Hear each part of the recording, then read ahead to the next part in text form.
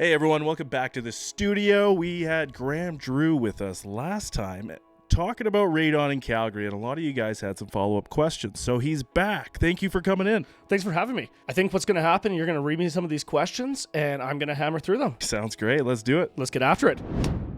Your neighbor has low levels. He just got a short-term test, and so you're basically going to assume that your levels are going to be the same as his. One of the biggest myths I've ever heard when it comes to radon. Everybody's house can differ very wildly. My house was at 360 becquerels where my neighbor's was at 170. So I was double what my neighbor's was. Every house varies. Obviously, soil samples are going to be very similar in neighborhoods, but there's a lot more factors to consider. Every home was built usually by different builders, different building techniques, different tradespeople in the house, different ways of doing it. Some could have a prefab radon system underneath the house where they've laid plastic down, where they've sealed the foundation, where they've have even a passive radon system where they basically put the piping in the ground like you would with a subslab system, but they just have the piping go outside.